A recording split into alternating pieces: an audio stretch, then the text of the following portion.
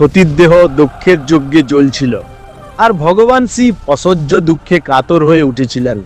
কে ভেবেছিল পৃথিবীর সবচেয়ে প্রাচীন প্রেম কাহিনীর শেষ এমন হবে? কিন্তু কি করা যায়, নিয়তির লেখা কেউ বদলাতে পারে না, স্বয়ং ঈশ্বরও না। তবে এটি শেষ ছিল না, এটি ছিল এক নতুন শুরুর মুহূর্ত, এক অমর প্রেম কাহিনীর সূচনা, যা যুগের পর যুগ স্মরণ করা হবে। এটি ছিল শিব এবং পার্বতীর প্রেমের নতুন যুগের শুরু। চলুন আজকের এই কাহিনীতে জানি সতীর মৃত্যুর পর কি ঘটেছিল, আর কিভাবে আবার মিলিত হলেন শিব এবং পার্বতী। শেষ পর্যন্ত কেন সতীর পরে শিব পার্বতীকে গ্রহণ করেছিলেন। এই প্রেম কাহিনী যতটা সহজ মনে হয়, বাস্তবে ততটা নয়। এর পথ ভরা ছিল অসংখ্য কঠিন পরীক্ষায়। আর যদি আপনি শিব পার্বতীর মিলনের প্রতিটি দিক জানতে চান, তাহলে এই কাহিনী শেষ পর্যন্ত শুনতে হবে। সতীর মৃত্যুর পরে শিব তার দেহ কাঁধে তুলে নিয়ে বিরহে পাগলের মতো সমগ্র ব্রহ্মাণ্ডে ঘুরে বেড়াতে লাগলেন। ফলে পৃথিবীর ভারসাম্য নষ্ট হতে শুরু করলো। তখন ভগবান বিষ্ণু তার সুদর্শন চক্র ব্যবহার করে সতীর দেহকে খণ্ড খণ্ড করে দেন। এরপর শিব শান্ত হন এবং কৈলাস পর্বতে গভীর ধ্যানে লীন হয়ে যান। সতীর মৃত্যু তিনি সহ্য করতে পারেননি, তাই একান্ত নির্জনতায় বসবাস করতে শুরু করেন। সবকিছু যেন শান্ত হয়ে গেল, কিন্তু ঠিক তখনই অসুরদের জগতে জন্ম নিচ্ছিল এক ভয়ঙ্কর শক্তি, তারকাসুর। তারকাসুর কঠোর তপস্যা শুরু করলো। তার তপবলে সমগ্র ব্রহ্মাণ্ড কেঁপে উঠল। অবশেষে তার তপস্যায় সন্তুষ্ট হয়ে প্রকাশ পেলেন ব্রহ্মা। ব্রহ্মা বললেন, বলো, কি বর চাইছো? তারকাসুর বলল, হে ব্রহ্মদেব, আমাকে এমন বর দিন যেন আমার মৃত্যু কেবল শিবের পুত্রের হাতেই হয়। তথাস্তু। তারকাসুর জানতো শিব সতীর বিরহে ডুবে আছেন। তিনি আর কখনো বিবাহ করবেন না, তাহলে তার পুত্র জন্মানোর প্রশ্নই ওঠে না। এই বর পাওয়ার পর তারকাসুর 3 লোক জুড়ে তাণ্ডব শুরু করলো। দেবতাদের আশ্রম জ্বালিয়ে দিল, যজ্ঞ ধ্বংস করলো, স্বর্গলোক পর্যন্ত কাঁপতে লাগলো। অবশেষে দেবতারা ইন্দ্রকে সঙ্গে নিয়ে ব্রহ্মার কাছে গেলেন। তারা বললেন, হে ব্রহ্মদেব, যদি শিব জাগ্রত না হন তবে সৃষ্টি ধ্বংস হয়ে যাবে। ব্রহ্মা শান্ত কণ্ঠে বললেন, তারকাসুরের মৃত্যু কেবল শিবের পুত্রের হাতেই সম্ভব, আর তা তখনই সম্ভব যখন শক্তি আবার জন্ম নেবে। দেবতারা সিদ্ধান্ত নিলেন শক্তির পুনর্জন্ম হওয়া প্রয়োজন, কারণ শিব ও শক্তির মিলন ছাড়া সৃষ্টির ভারসাম্য সম্ভব নয়। ঠিক এখান থেকে শুরু হয় শিব ও পার্বতীর মিলনের প্রকৃত কাহিনী। হিমালয়ের বরফ ঢাকা সিংহের মাঝে, যেখানে নদী রেশমের মতো বয়ে যায় আর বাতাসে পবিত্রতার গন্ধ ভাসে, সেই স্থানে একদিন রাজা হিমবান এবং রানী মেনার ঘরে জন্ম নিল এক দিব্য কন্যা। যখন সে প্রথম চোখ খুলল, পুরো প্রাসাদ আলোকময় হয়ে উঠল।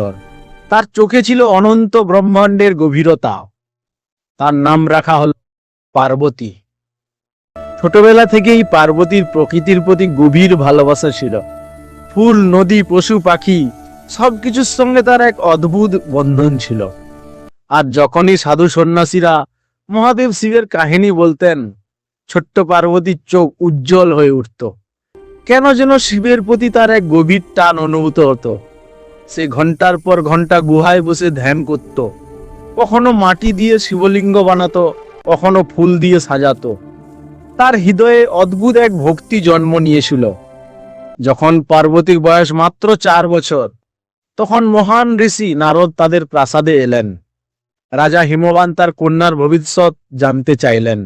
নারদ বললেন, পার্বতী একদিন আদর্শ নারী হবেন, সমস্ত পৃথিবী তাকে পূজা করবে, কিন্তু তার ভবিষ্যৎ স্বামী হবেন এমন একজন যিনি শ্মশানে থাকেন, অদ্ভুত অলংকার পরেন, রাজসিক পোশাক পরেন না। রানী মেনা ভয় পেয়ে গেলেন। নারদ হাসলেন, আপনি যাকে ত্যাগী ভাবছেন তিনি সৃষ্টির অধিপতি। এই মিলন শুধু বিবাহ নয়, এটি ব্রহ্মাণ্ডের ভারসাম্যের পুনর্জন্ম। সময় ধীরে ধীরে কেটে যেতে লাগলো। ছোট্ট পার্বতী এখন যুবতীতে পরিণত হয়েছে।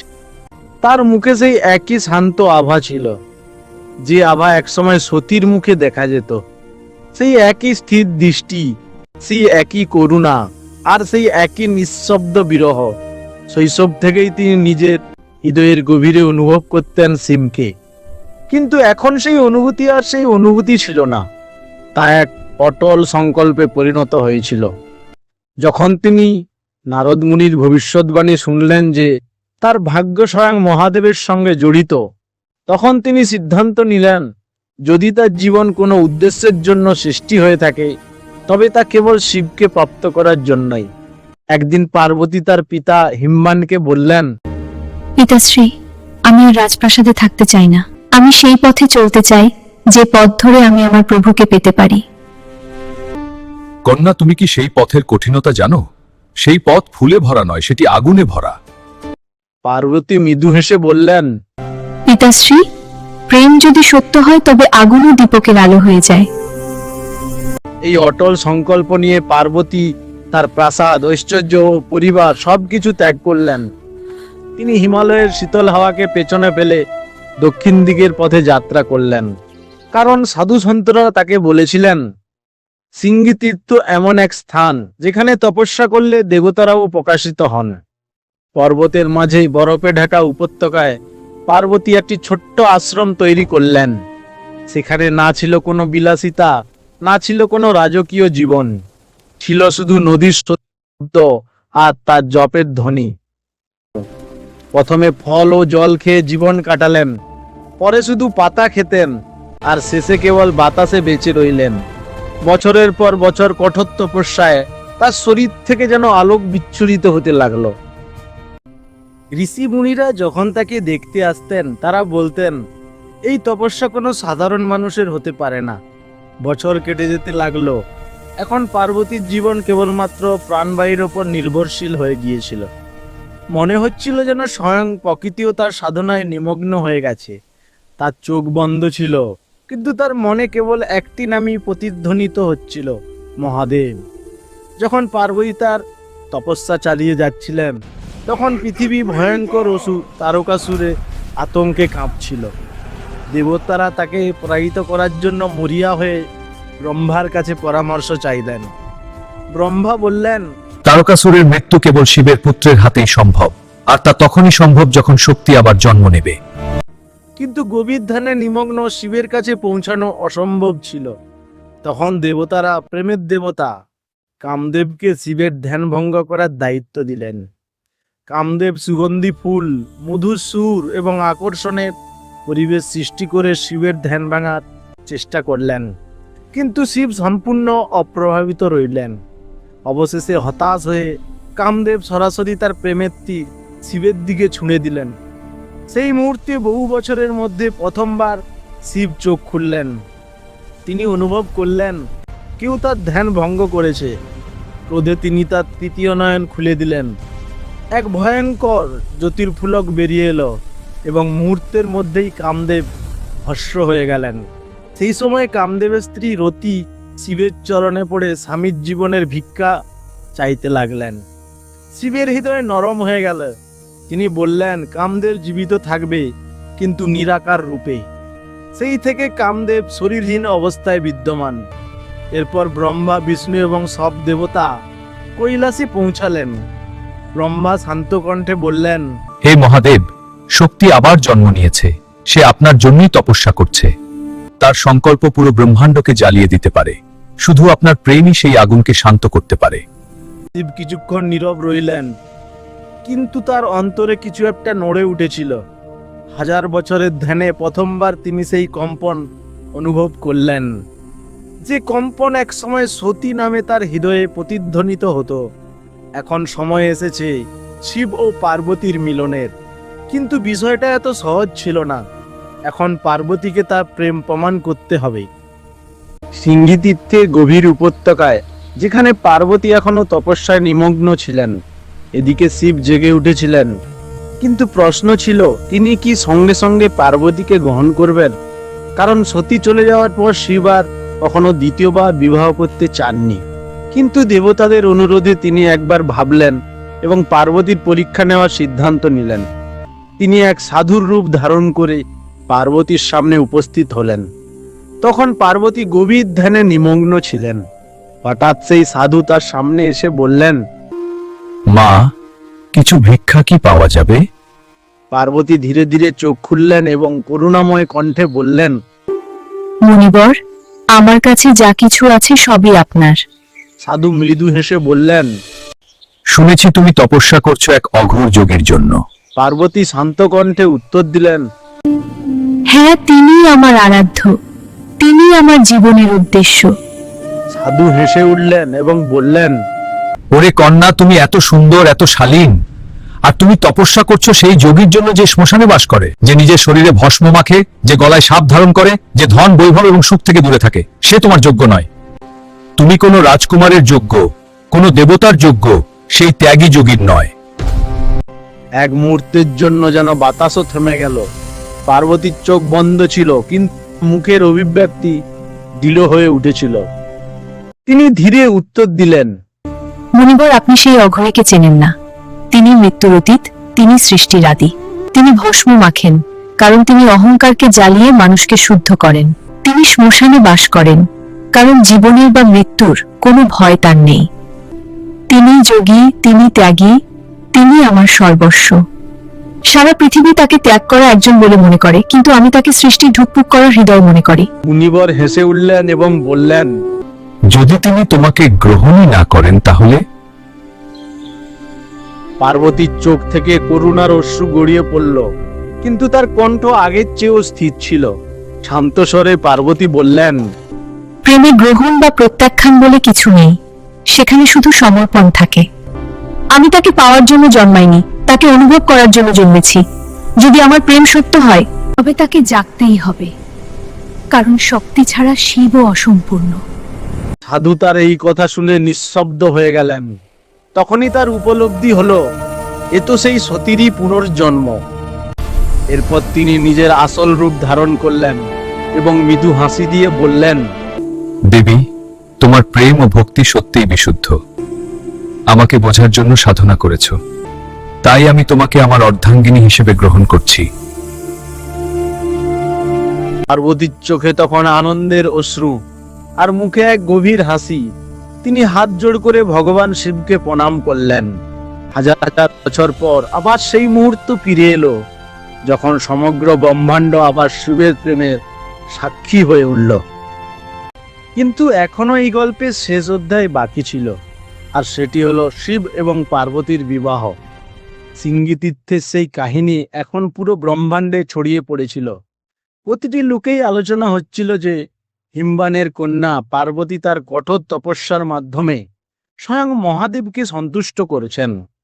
দেবতারা আনন্দিত ছিলেন, আর চারদিকে ধ্বনিত হচ্ছিল শক্তি আবার শিবের কাছে ফিরে এসেছে।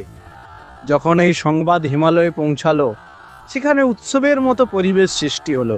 কিন্তু এই আনন্দের মধ্যেও একজনের মুখে উদ্বেগের স্পষ্ট ছিল। তিনি ছিলেন রাজা হিমবান। রানী মেনা বললেন, স্বামী, আমাদের কন্যা তো সেই লাচেনা, সে বহু বছর তপস্যা করেছে, এখন নিশ্চয়ই সব শুভই হবে। মেনা, আমি আনন্দিত, কিন্তু আমার মনে একটি ভয়ও আছে, যাকে পৃথিবী সৃষ্টির সংহারক বলে। যিনি শরীরে ভস্ম মাখেন, যিনি শ্মশানে বাস করেন, তিনি কি আমাদের কোমল কন্যার জন্য উপযুক্ত? তিনি কি গৃহস্থ জীবন পালন করতে পারবেন? চারিদিকে নীরবতা নেমে এলো। মনে হচ্ছিল হিমালয়ের বরফে ঢাকা শিখরগুলোও যেন তার উদ্বেগ শুনছে। তিনি একজন পিতা ছিলেন, আর পিতার হৃদয় যেমন ভালোবাসায় ভরা থাকে, তেমনি সেখানে ভয়ও থাকে। ঠিক সেই সময় রাজপ্রাসাদে এক উজ্জ্বল ঋষির আগমন ঘটল। তিনি ছিলেন বশিষ্ঠ। তার সঙ্গে আরো কয়েকজন দেবতাও ছিলেন, ব্রহ্মা, বিষ্ণু এবং কুবের। তাদের আভায় পুরো প্রাসাদ আলোকিত হয়ে উঠল। হিমবান তাদের চরণে প্রণাম করে বললেন, স্বাগতম মহর্ষি, কি কারণে আপনি এখানে এসেছেন? বশিষ্ঠ মৃদু হেসে বললেন, রাজন, আমরা শুনেছি আপনি আপনার কন্যার বিবাহ নিয়ে চিন্তিত, কিন্তু জেনে রাখুন, এটি কোনো সাধারণ বিবাহ নয়। এটি এক ব্রহ্মাণ্ডীয় মিলন। এটি শুধু দুই আত্মার মিলন নয়, বরং সৃষ্টির দুই মূল শক্তির সংযোগ। হিমবান ধীরে বললেন, মহর্ষি, আমি জানি মহাদেব সৃষ্টির স্বামী, কিন্তু তার জীবন তো তপস্যায় ভরা। এমন বৈরাগ্য কি আমার কন্যার জন্য উপযুক্ত হবে? তখন ব্রহ্মা এগিয়ে এসে বললেন, রাজন, শিবের ত্যাগই তার মহিমা। যিনি সবকিছু ত্যাগ করেও সকলের রক্ষা করেন, তিনি প্রকৃত স্বামী। তিনি ভস্ম মাখেন না, তিনি মোহকে জ্বালিয়ে দেন। তিনি শ্মশানে থাকেন না, তিনি মৃত্যুর উপর বিজয়ের প্রতীক। তুমি তোমার উদ্বেগ ছেড়ে দাও, কারণ এই বিবাহ স্বয়ং নিয়তি লিখে রেখেছে। বিষ্ণু হাসতে হাসতে বললেন, রাজা হিমবান, মনে রাখবেন, যখন শিব ও শক্তি একত্র হন, তখনই ব্রহ্মাণ্ডের ভারসাম্য স্থাপিত হয়। তাদের মিলন থেকেই তারকাসুরের বিনাশ সম্ভব হবে এবং সৃষ্টিও আবার নিজের পথে ফিরে আসবে। এরপর কুবের বললেন, আর যদি আপনার মনে এই চিন্তা থাকে যে আপনার কন্যা কোনো দরিদ্র ব্যক্তিকে বিয়ে করছে, তবে জেনে রাখুন, শিবই আমার স্বামী, যার নামেই সম্পদের অর্থ পবিত্র হয়ে ওঠে। বশিষ্ঠ মুনি মাথা নত করে বললেন, এই বিবাহের শুভ মুহূর্ত নির্ধারিত হয়ে গেছে। যেদিনে রোহিণী নক্ষত্র ও বুধ গ্রহ একসাথে মিলিত হবে, সেই দিনই এই মহাজাগতিক যুগল এক হয়ে যাবে। সেই দিন দেবতারাও পবিত্র বলে মানবেন এবং সেই দিনই মহাবিবাহ হিসাবে সৃষ্টির ইতিহাসে চিরকাল অঙ্কিত হয়ে থাকবে। এবার শুরু হতে চলেছে শিব এবং পার্বতীর মহাবিবাহ। কিন্তু তার আগে ভগবান শিব তার বারাত নিয়ে আসবেন, আর তার সেই বারাত দেখে যা ঘটেছিল তা জানলে আপনিও অবাক হয়ে যাবেন। তাহলে চলুন এখন জানা যাক কাহিনীর পরবর্তী অংশ। বিবাহের তারিখ নির্ধারিত হয়ে গিয়েছিল। যে শিবযুগের পর যুগ নীরব ছিলেন, তিনি এখন তার বিবাহের প্রস্তুতিতে ব্যস্ত। কিন্তু এই প্রস্তুতি ছিল না সাধারণ মানুষের মতো। মহাদেব তার জুটো থেকে গঙ্গাকে প্রবাহিত করলেন, নিজের সমগ্র শরীরে ভস্ম মাখলেন এবং গলায় ধারণ করলেন বিষধর সাপ। তার কপালে জ্বলজ্বল করছিল ত্রিপুণ্ড ভস্মের তিলক। তিনি কোনো রাজকীয় বর ছিলেন না, তিনি ছিলেন এক অঘোর যোগী, যার কাছে ধন সম্পদ ও ঐশ্বর্যের কোনো মূল্যই নেই। কিন্তু তার বারাত, তা হতে চলেছিল সমগ্র ব্রহ্মাণ্ডের সবচেয়ে অদ্ভুত এবং বিস্ময়কর বারাত। চারদিক থেকে অদ্ভুত সব সত্তা এসে জড়ো হতে লাগলো। কেউ ছিল ভূত, কেউ প্রেত, কেউ যোগী, কেউ সিদ্ধ পুরুষ, কেউ নগ্ন, কেউ ছায়ে ঢাকা, কেউ ডমরু বাজাচ্ছে, কেউ চিৎকার করে বলছে হর হর মহাদেব। গন্ধর্বদের গানের সঙ্গে অঘরীদের নৃত্য মিশে গিয়েছিল। শঙ্খ, ডমরু, মৃদঙ্গ আর তাণ্ডবের শব্দ মিলিয়ে সৃষ্টি করছিল এক অদ্ভুত মহাজাগতিক সুর। স্বয়ং বিষ্ণু এবং ব্রহ্মা সেও বারাতে উপস্থিত হয়েছিলেন। এটি ছিল এমন এক বারাত যেখানে দেবতাও ছিল, আবার দানবরাও ছিল। কারণ শিব সকলের, তিনি কোনো এক শ্রেণীর নন। বারাত যখন হিমালয়ের দিকে অগ্রসর হলো, তখন আকাশ রঙে ভরে উঠল, ফুলের বৃষ্টি হতে লাগলো, পাহাড় যেন আনন্দে দুলতে লাগলো। চারদিকে একটাই ধ্বনি প্রতিধ্বনিত হচ্ছিল, বল বম বম ভোলে। কিন্তু যখন এই অদ্ভুত বারাত হিমাবনের প্রাসাদের কাছে পৌঁছালো, তখন দৃশ্যটা ছিল একেবারে ভিন্ন। প্রাসাদে মঙ্গল গান ধ্বনিত হচ্ছিল, নারীরা আরতির থালা সাজিয়ে দাঁড়িয়েছিলেন। কিন্তু যখন তারা শিবের বারাত দেখলেন, তাদের মুখের রং উড়ে গেল। ভস্মমাখা শরীর, কঙ্কালের মালা পরা ভূত প্রেত আর অদ্ভুত রূপের যোগীরা, এই দৃশ্য ভয়ঙ্কর মনে হচ্ছিল। মেনা দেবীর মুখ ফ্যাকাশে হয়ে গেল। তিনি ভীতকণ্ঠে বললেন, স্বামী হিমাবন, এ কেমন বারাত? এই কি সেই বর যার জন্য আমাদের কন্যা এত তপস্যা করেছে? রানীর মেনার চোখে ছিল গভীর ভয়। তার মনে হচ্ছিল এ যেন কোনো বিবাহ নয়, যেন কোনো প্রলয় আসছে। তিনি কাঁপা কণ্ঠে বললেন, আমি আমার মেয়েকে এমন বরের হাতে সমর্পণ করতে পারি না। এ তো দেবতা নয়, যেন মৃত্যুরই রূপ। কিন্তু পার্বতী যখন সম্পূর্ণ শান্ত ছিলেন, তার মুখে ছিল এক গভীর ও রহস্যময় হাসি। তিনি ধীরে ধীরে এগিয়ে এসে মায়ের হাত ধরে বললেন, মা, আপনি তাকে তার বাহ্যিক রূপ দেখে বিচার করবেন না। এই ভস্মই তার সাধনার প্রতীক। শ্মশানই তার ধ্যানস্থল। তিনি কাউকে ভয় দেখাতে আসেননি। তিনি তো এমন এক সত্তা, যিনি মৃত্যুকেও জীবন দিতে জানেন। এই আমার প্রভু, সরল কিন্তু অনন্ত। পার্বতীর কণ্ঠে এমন শান্তি ছিল যে মেনা দেবীর মনের ভয় ধীরে ধীরে গলতে শুরু করলো। তখন পার্বতী ধীরে ধীরে কৈলাসের দিকে তাকিয়ে বিনয়ের সাথে বললেন, প্রভু, আপনার বারাত তো দিব্যতায় পূর্ণ, কিন্তু আমার মায়ের হৃদয় ভয়ে কাঁপছে। আপনি কি সেই রূপে আসতে পারেন, যাকে এই পৃথিবীর মানুষ সহজে দেখতে ও গ্রহণ করতে পারে? শিব মৃদু হাসলেন এবং চোখ বন্ধ করলেন। এক মুহূর্তের নীরবতার পরে যখন তিনি আবার চোখ খুললেন, তখন চারপাশে পরিবেশ সম্পূর্ণ বদলে গেল।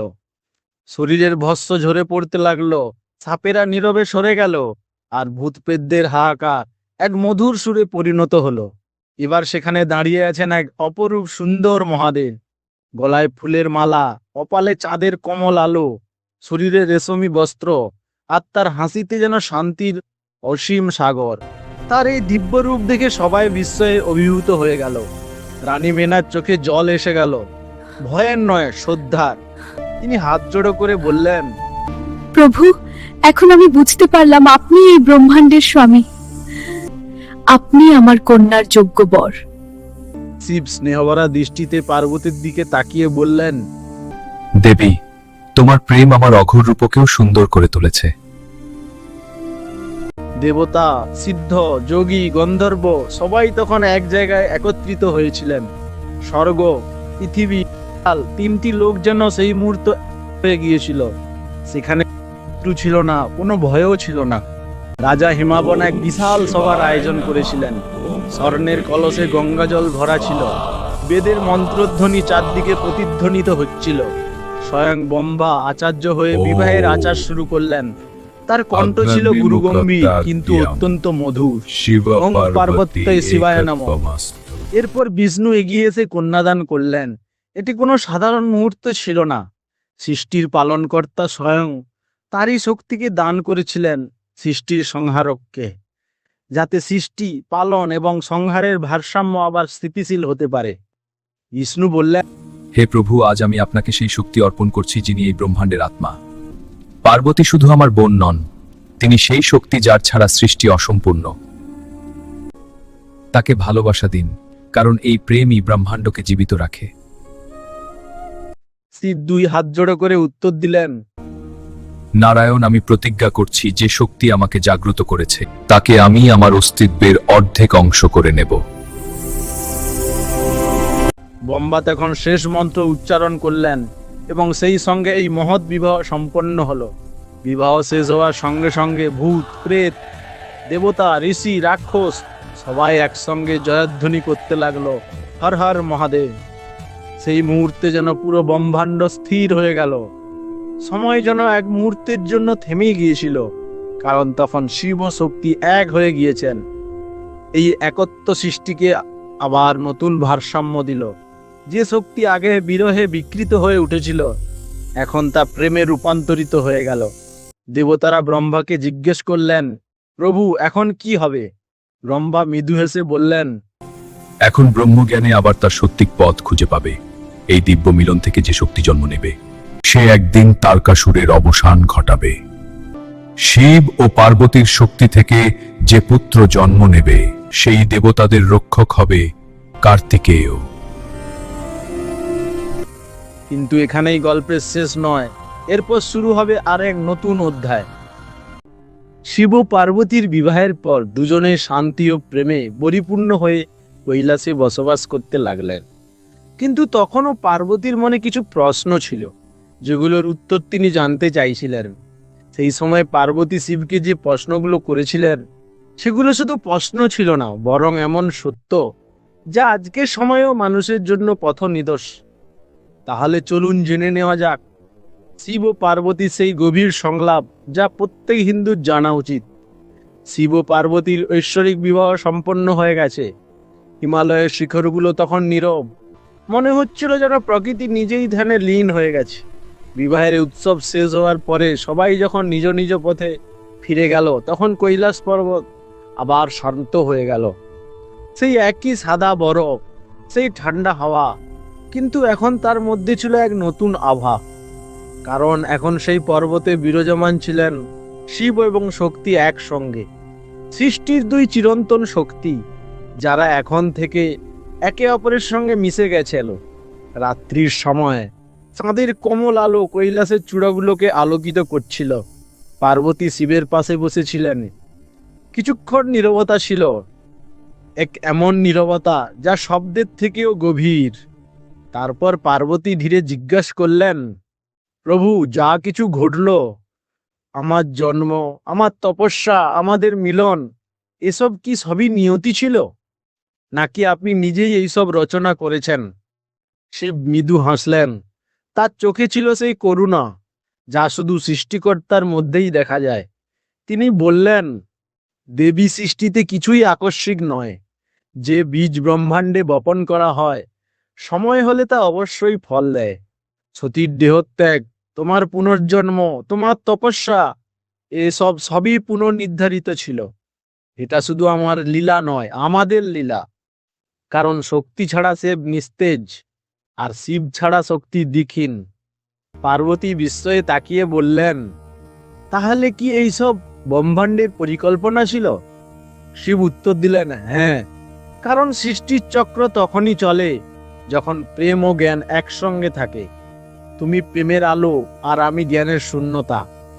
যখন প্রেম জ্ঞানের সঙ্গে মিলিত হয়, তখনই সৃষ্টি জন্ম নেয়। এটাই ব্রহ্মাণ্ডের হৃদয়ের রহস্য। তিনি উঠে দাঁড়িয়ে আকাশের দিকে তাকিয়ে বললেন, দেখো দেবী, এই তারা, এই গ্রহ, এই সমস্ত উপাদান সব একই শক্তি থেকে সৃষ্টি হয়েছে। সেই শক্তি হলো শক্তি, আর তাকে পরিচালনা করে যে নীরবতা, সেই হলো শিব। এই দুটির একটিও ছাড়া কোনো অস্তিত্ব নেই।